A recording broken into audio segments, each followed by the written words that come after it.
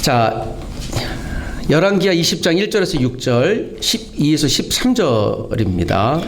역사를 잊은 민족에게 미래가 없다는 말을 씁니다. 역사는 미래의 거울입니다.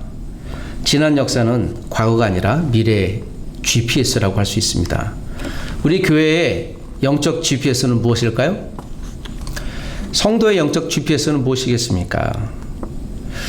우리가 불렀던 방금 마라나타의 찬양이 제 가운데 참 마음에 와닿았습니다. 마라나타라는 말은 굉장히 격한 말이고요. 거친 말입니다. 왜냐하면 주님 이 세상에 오시옵소서. 그럼 세상이 끝장나거든요. 그래서 마라나타라는 말이 2000년 AD 33년부터 썼던 말인데 지금껏 주님 다시 오시옵소서. 이 말은 우리가 최종 승리를 얻고 싶다라는 고백과 같은 말이기도 합니다. 우리가 과거에서도 배워야 되고 또 미래에서도 앞으로 나갈 길에 대해서도 우리가 고민해 봐야 될 터인데요. 여러분 기억해 주십시오. 우리 성도는, 교회는 세상은 세계의 역사를 보고 배우겠으나 우리는 성경이 말하는 바에 의해 우리가 앞길을 개척하거나 발견해내야 될 줄 믿습니다. 오늘 읽었던 열왕기 하의 말씀은 북이스라엘이라고 하는 나라가 한 나라가 인류 역사상 없어지는 BC 722년 언저리를 근거로 하고 있습니다. 17장부터 21장까지를 살펴보려고 합니다. 자, 그러나 우리가 잘 알고 있는 대로 히스기야 왕은 유명한 왕으로 알려져 있습니다. 어떤 왕으로요? 기도의 왕으로 알려져 있습니다. 정말 신실한 왕으로 알려져 있습니다. 북이스라엘이 망했습니다. 자, 열왕기하 17장 좀 앞에 있는 내용을 보면 이스라엘의 마지막 왕 호세아라고 하는 왕이 등장합니다. 호세아가 애굽에 도움을 청하러 갑니다. 우리를 좀 도와주시오. 그러나 결국 아수르에 의해 망해버립니다.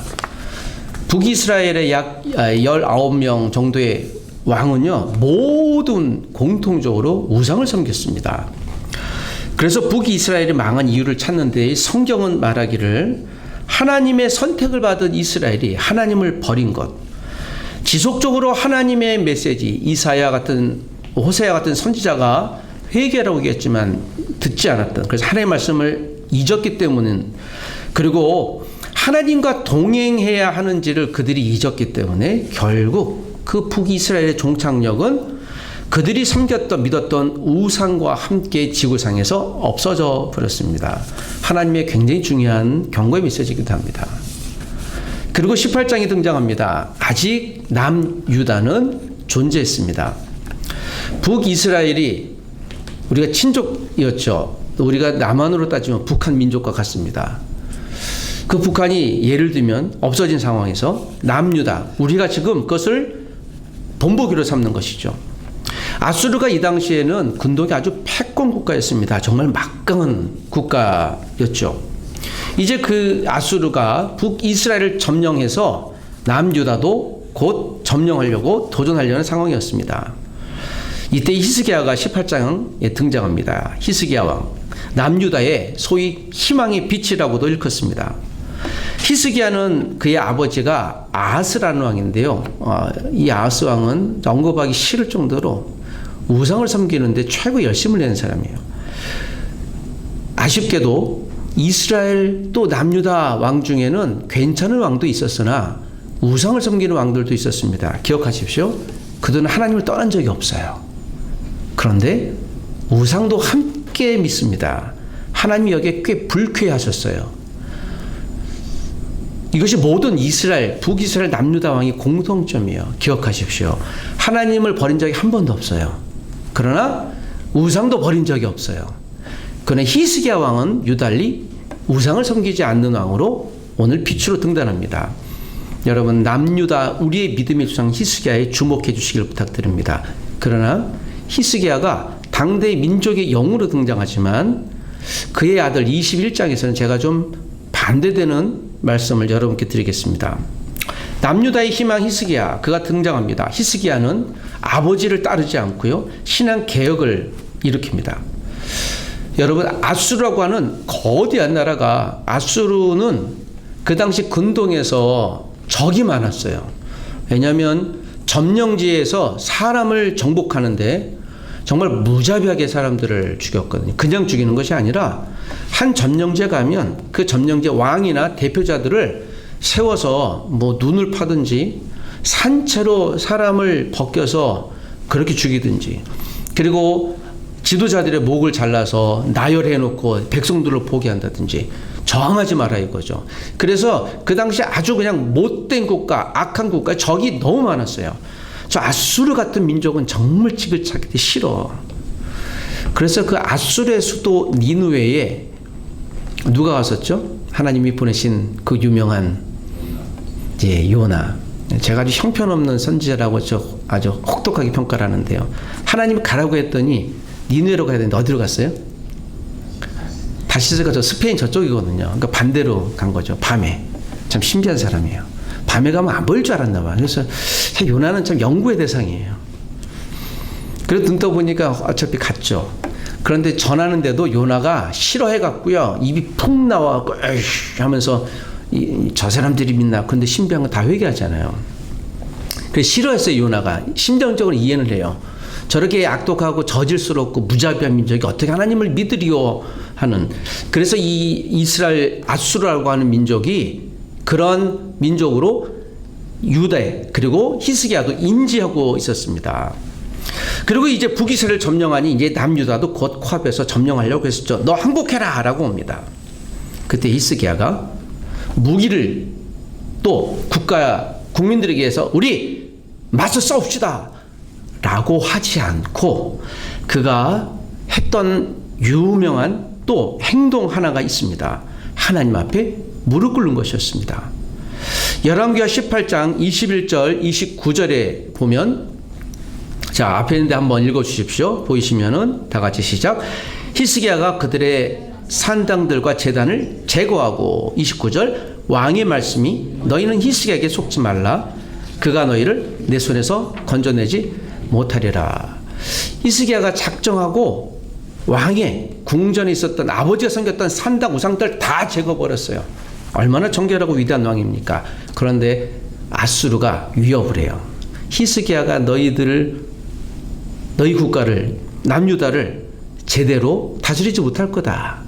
결국 너희들은 나한테 포기할 것이야. 히스기야 믿지 마라고 초강대국의 군대 장관이 와서 히스기야를 위협하는 거예요. 여러분 이쯤 되니까 지금으로 보라면 여러분 이게 정말 초강대국인 어느 누가 와서 이 한국을 조그만 나라잖아요. 그 위협하면 우리는 어떻게 하겠습니까? 여러분 요즘에 우리 한국이 참 이런 고민 속에 빠졌잖아요.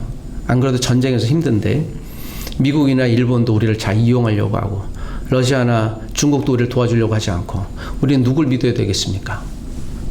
누굴 믿어야 되죠? 예, 국력을 자주국방, 네, 일심단결, 네, 우리 망하지 않는 민족. 물론 그렇게 하면 좋겠지만 여러분 이때 교회가 성도는 달리 우리가 자세를 가져야 될 줄 믿습니다. 우리가 1900년 초부터 일제의 압박 속에서도 한국 교회는요 독립운동과 함께 예배하기를 그치지 않았어요. 이 두 개가 우리 한국 교회의 정말 큰 자랑이에요. 담대히 역사적 사실로 말하건대 한국이 독립할 수 있는 결정적인 원인은 교회 때문이에요. 제가 기독교 목사로서 얘기하는 것이 아니라 한국이 독립할 수 있는 가장 중요한 원인이 교회였습니다. 그건 부인할 수 없는 사실이에요. 그럼 이 땅의 교회가 지금도 여러분 이 민족의 운명은 여호와 하나님 앞에 있을 줄 믿습니다. 여기 있는 많은 외국인 유학생도 마찬가지. 여러분의 우즈베키스탄이나 몽골이나 여러분의 나라는 누가 붙들고 계십니까? 칭기스칸 너 아니에요. 이게 하나님이에요. 예수 믿는 교회 성도들이 이제는 국가는 다르지만 우리 민족으로, 예수 믿는 민족으로 함께 기도해야 되는 거예요. 그게 우리가 하나 된 민족이 되는 거죠. 하나님의 민족. 자, 이렇게 히스기야가 열심히 민족의 회개를 청하니까 아수르가 위협을 하는 거예요. 여러분, 하나님의 백성들이, 하나님의 성들이 또 교회가 열심을 낼 때요, 사단도 열심을 내요. 신비한 건요, 사단은 안 졸아요. 우리는 밤에 잠을 자잖아요. 사단은 안 졸아요. 심지어는 똑똑하기까지 해요. 심지어는 굉장히 멋있게 나타나기도 해요. 멋있는 남자, 멋있는 여자로 나타나기도 하고, 또는 돈도 많이 주고요. 아주 사단은 신비한 존재예요. 우리보단 힘이 세요. 우리 인간보단. 이렇게 위협합니다. 그리고 19장에는 이런 말씀이 나와요. 아수르 왕이 남유다 히스기야를 드디어 공격해요. 히스기야 너 포기해 라고 했더니요, 여러분 19장 14, 15절에 보면 히스기야가 사자의 손에서 편지를 받아보고, 어떤 편지입니까? 아수르 왕이 히스기야를, 이스라엘을 공격할 거야. 너 포기 안 해? 너희를 물리칠 거야. 백성 다 죽일 거야. 포기해. 북이스라엘처럼 너희도 포기해. 그랬더니 히스기야가 손들고 나오지 않고요. 어떻게 해요? 야, 읽어보십시다. 노란색 글씨로 해놓은 성경 시작. 여호와의 성전에 올라가서 히스기야가 그 편지를 여호와 앞에 펴놓고 그 앞에서 히스기야가 기도하여 이르되, 저는 이 점에서 정말 괜찮은 사람이에요. 지금 편지가 와요. 항목문서로 딱 왔어요. 이걸 보고 어떻게 큰일 났다. 우리 다 모으자. 탈출 비행기 만들고 그러지 않고요. 성전에 올라간 거예요. 솔로몬 성전에 가서 이 편지를 하나님 앞에 내는 거죠. 그리고 어떻게 해요? 여호와 앞에 놓고 주여, 도망가지 않았습니다. 그리고 그 앞에서 히스기야가 기도했다. 이건 굉장히 중요한 사실이에요. 여러분, 우리가 역사에서 배우자 그랬잖아요. 우리 성도는, 우리의 역사는 어디예요? 성경이 있는 거예요. 성경에서 배우지 아니하면 방법이 없습니다. 앞으로 나갈 수가 없습니다. 이때 히스기야가 그렇게 하나님 앞에 기도했더니 어떤 일이 벌어졌습니까? 오늘 성경에 보면 19장에 보면 18만, 다음 성경을 보시면, 자 19장 34절에요. 히스기야가 여호와의 성전 앞에서 기도하고 난 다음에 포기를 안 하니까 아수르가 18만 5천 명의 정예 군대를 몰고 남유다를 정복하러 와요. 근데 어떤 일이 벌어져요? 19장 34절에 이 밤에 여호와의 사자가 나타나서 아수르 진영에서 군사 18만 5천 명을 친지라. 하나님의 천사가 나타나서요, 아수르의 그 막강 초대 강국의 모든 군사의 진열정이라고 하는 그 초대 강국을 그 밤에 다 없애버렸어요. 이건 사실입니다. 이 사건 때문에 아수르는 역사에서 망해요. 여기 정예 군대가 이때 다 죽었거든요. 그래서 바벨론에 의해서 이들이 싸울 군세력을 잃어요. 그래서 역사적으로 아수르 그 초대 강국이 망한 것이 쿼션이라고 봐요. 역사적으로. 왜 갑자기 이 아수르가 망했을까? 성경은 정확한 답을 하고 있죠. 18만 5천 명을, 여러분, 근데 18만 5천 명을 천사는요, 한 번에, 영적인 존재는 그럴 수 있습니다. 지금도 여러분, 우리가 기도하면 하나님이 신비한 방법으로 역사하실 거예요. 그런데 여러분, 우리가 이러한 사건을 통해서 배울 수 있는 것은 무엇이겠습니까? 여러분, 어떻게 천사가 이스라엘을 위해서 나타날 수 있었을까요? 싸울 수 있었을까요? 단 한 가지예요. 히스기야의 한 사람의 기도 때문이에요. 우리가 기도는 많이 하면 좋겠지만 성경은 정황상 얘기하기를, 심지어는 마태복음 18장 18, 19, 20절에도 두세 사람이 내 이름으로 모여 기도할 때 그들이 원하는 것을 내가 이룰 것이라고 약속까지 하세요. 두세 사람, 20-30명, 200-300명, 2-3,000명이 아니라 왜 두세 사람이라 할까? 왜 그럴까요? 왜 그럴까요? 이게 교회예요. 두 사람이 모이면 공동체가 되거든요. 이건 그거예요. 작든 많든 하나님은 양적인 것에 관심이 눈꼽만큼도 없어요. 두 사람이 마음을 합심하여 기도하는지에 대한 관심이 있는 거예요. 그러므로 지금도 우리가요, 여기는 분이 마음이 모여지는지가 중요한 거예요. 수천 명이 모이면 좋긴 하겠지만 그들의 마음이 모일지는, 하나가 될지는 몰라요. 여러분, 우리가 마음을 하늘로 모아 기도할 수 있다면 그 기도는 땅에 떨어 죽지 않아요. 그래서 기도가 중요한 거예요. 기도는 심는 겁니다. 기도는 뿌리는 씨앗이에요. 누가 거두겠습니까? 히스기야가 거뒀잖아요. 한 사람이 기도했는데 18만 5천 명이나. 할렐루야! 여러분, 이렇게 얼마나 하나님의 역사가 크시겠습니까? 역전이 된 거예요. 그리고 나서 아수르 사내리 고향으로 돌아갔다가 신하들에게 암살당해 죽습니다. 그리고 그의 아들이 왕이 되지만 아수르는 이때부터 힘을 잃어갑니다. 할렐루야를 얼마나 외쳐야 되겠습니까? 자, 그리고 나서 다시 또 한 가지 사건이 일어납니다. 히스기야가 20장에 보면 히스기야가 병들어 시한부 판단을 받습니다. 지금까지 있는 내용은 이스라엘 남유다의 구원을 위한 하나님의 신비한 역사의 이야기예요. 자, 그런데 오늘 제가 보면서 하고 싶었던 말씀이 이제 등장합니다. 20장에는 히스기야가 병들어 죽게 됩니다. 자, 다음 20장 1절과 2, 3절, 5, 6절에 보면 여러분이 성경을 보셨습니다. 그때에 히스기야가 병들어 죽게 되며 19장까지는 히스기야의 승리를 나타내요. 근데 갑자기 그때에 히스기야가 병들어 죽게 되며 이사야가 이르되 내가 죽고 살지 못하리라. 안 그래도 죽게 생겼는데요. 이사야 선지자가 오더니 기도 좀 해주세요. 그랬더니 히스기야를 보더니 당신 죽을 거예요 라고 확언을 해요. 더 이상 살 소망이 없는 거죠. 여러분, 죽음은 저주가 아닙니다. 하나님이 죽으라면 어떻게 해야 돼요? 죽으면 되죠. 뭐 살라고 애를 쓰세요. 이게 맞아요. 죽음은 축복이에요. 영계 천국에 갈 거니까. 그런데 여기서 히스기야가 다른 반응을 합니다. 2, 3절에 보니까 히스기야가 얼굴을 벽을 향하고 여호와께 다시 또 기도해요. 히스기야의 장점이 또 드러나죠. 여호와여 구하오니 라고 하면서 살려달라고 기도해요.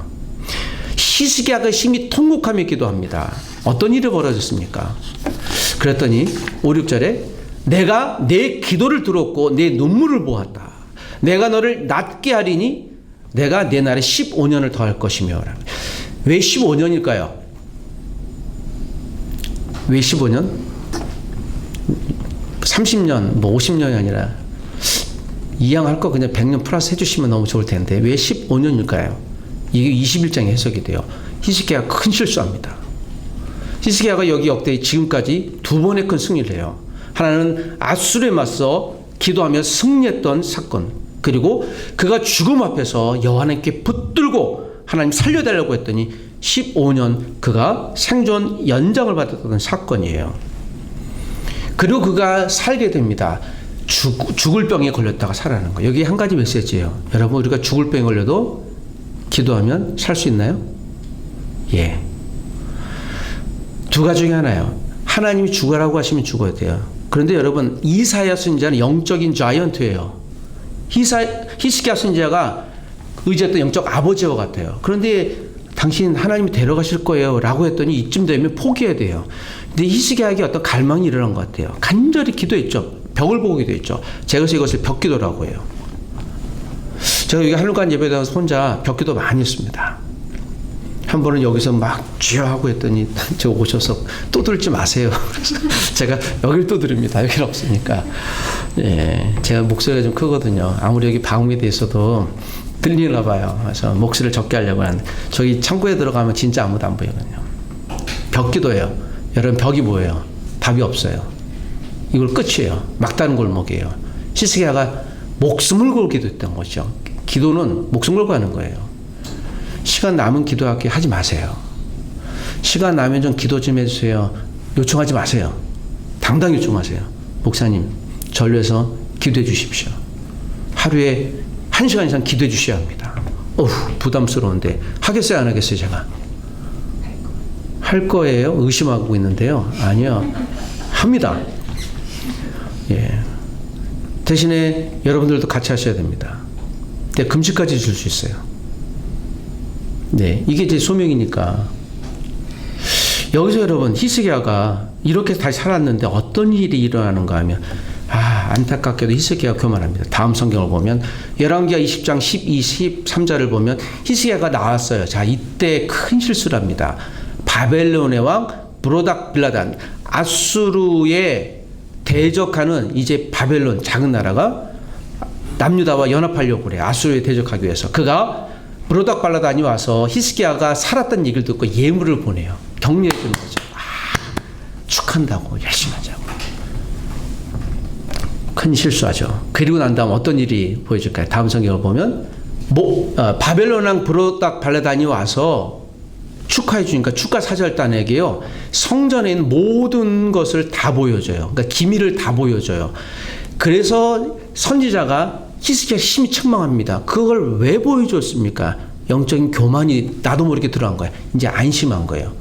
내가 이제 15년 연장 살았으니 이제는 죽을 병에서 다시 살았으니 이제 내가 안심된다. 여러분, 우리가 가장 위험할 때는요, 폭풍 앞에 섰을 때가 아니라 일상 평안할 때예요. 형통할 때예요. 정말 위험한 때예요. 내가 이제 형통하고 별로 기도 제목이 없는 것 같아요. 가장 위험할 때예요. 왜 15년을 살려주셨을까요? 므낫세 때문에 그래요. 그의 아들. 므낫세가 어떤 작자입니까? 이 사건 때문에 물론 히스기야가 책망받지만 왜 15년을 더 연장시켜 줬을까? 다음 성경 보십시다. 열왕기하 24장 21장 4, 6절이에요. 자, 히스기야가 죽고 므낫세가 왕이 됐어요.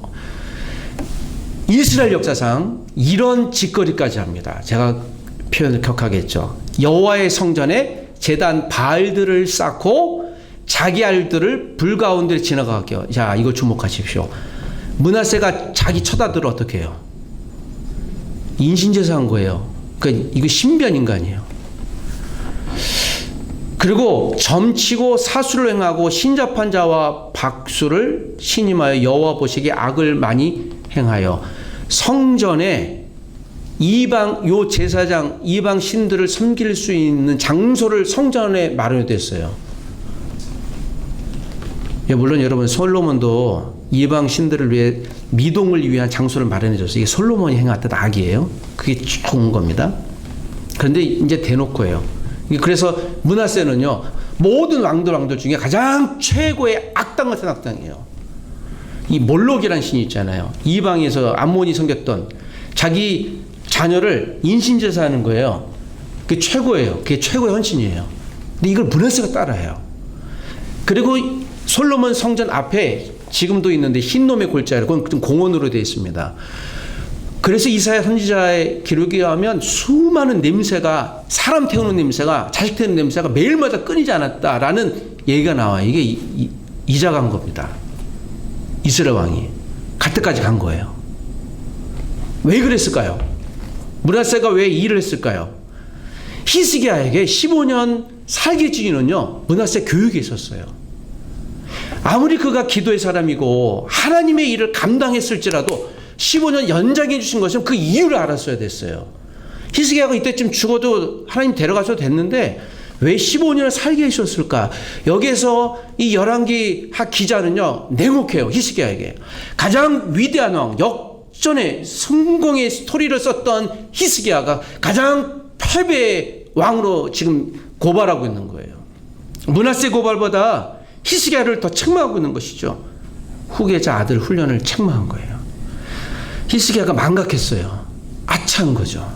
그러나 때는 늦었습니다. 15년 생명 연장해 준 열매가 15년 열매가 성경에 기록하지 않아요. 그냥 살려주고서부터 바벨론 브로다필라돈에게 실수한 것과 자기 므낫세의 이야기로 바로 넘어가요. 혹독한 거예요. 산다는 게 축복이 아닐 수 있습니다. 내가 어떤 모든 것이 축복이 아닐 수도 있습니다. 여러분, 기도되지 않았는데 내가 A+ 받았어요. 어떻게 하시겠습니까? 제가 수업 시간에 강의를 하는데 좀 마음이 불편함이 생겼어요. 누군가 리카피를 해서 학생이 낸 것 같이 좀 추측이 돼요. 그래서 제가 혹시 여러분들 중에 나는 가장 싫어하는 게 누군가 카피해서 낸 거니까 그런 학생들은 F를 줄 수밖에 없어요. 얘기했더니 어젯밤 저녁에 와서 교수님 살려주세요. 이제 잠깐만. 난 그 학생이 그런 줄 몰랐어요. 저에게 한 번만 기회를 주시면 숙제를 다시 내겠다고. 그래서 보니까 그 학생이 그런 것 같아요. 근데 내심 참 괜찮은 학생이다. 그러니까 외국인 학생인데요. 뭐예요? 들을 귀가 있는 거예요. 기회를 잡은 거죠. 사람도 이렇게 그가 실수를 인정할 때 고개를 끄덕여줘야 다시 기회 줘야 되겠다. 하나님은요, 여러분, 우리가 실수할 때 바로 하나님께 기도하십시오. 죽을 것 같은 상황에도 기도하세요. 하나님이 살려주시면 이유가 있는 거예요. 하나님이 죽으라고 하시면 좀 가시면 돼요. 이유가 있는 거예요. 오늘 우리가 예배했잖아요. 아까 마라나타 그랬잖아요. 이 찬양만 1시간 하고 싶었는데 우리 종강연합 예배 때 같이 이 찬양을 좀 많이 했으면 좋겠어요. 예수님 다시 오실 만한, 이게 우리 신앙 고백이잖아요. 여러분, 오늘 이 말씀 가운데 우리가 귀 기울여 듣길 원합니다. 한 목사님이 탄자니아 세렝게티에 가서 하이에나를 봤어요. 탔는데 진짜 하이에나가 정말 떼고지로 몰려오더니 죽었던 코끼리를 뜯어먹는데요. 와, 하이에나는 역시 죽은 짐승을 저렇게 뜯어먹는구나 하더니 한 마리가 오더니 하이에나 갑자기 떼고지로 물어서 다다닥 먹는데요. 뭐 금방 지나서 뼈만 남더래요. 그 광경을 보면서요. 아, 하이에나가 저런 존재구나. 비유하자면 여러분, 사단은 하이에나 같아요. 가만히 있지 않아요. 가만 놔두면 우리가 먹을 거리가 되면 떼고지로 몰려와 우리를 도전하는 존재죠. 여러분, 형통할 때 기도하십시오. 불편할 때도 기도하십시오. 히스기야가 우리에게 주는 메시지는 그것이에요. 우리가 난관 앞에서 벽 보고 기도할 때 하나님 그 소리를 들으시지만 그 응답 이후에 하나님이 그 응답을 주신 이유는 무엇일까? 나에게 박사학위를 주는 이유는 무엇일까? 나에게 교수나 직원이나 목회자로 부르신 이유는 무엇일까? 여러분, 여기 있는 이유는 무엇일까? 나를 총장으로 부르신 이유는 무엇일까? 나를 이곳에 왜 있게 하실까? 그 이유에 대하여 하나님의 메시지를 듣고 발견하는 우리가 되시길 주 이름으로 부탁드립니다. 하나님이 수혜체불이 하나님이 사용하시는 기도가 끊이지 않는, 예배가 끊이지 않는 하나님의 존귀한 모태 같은 역할을 감당할 수 있도록 도와주시옵소서. 기도하십시다.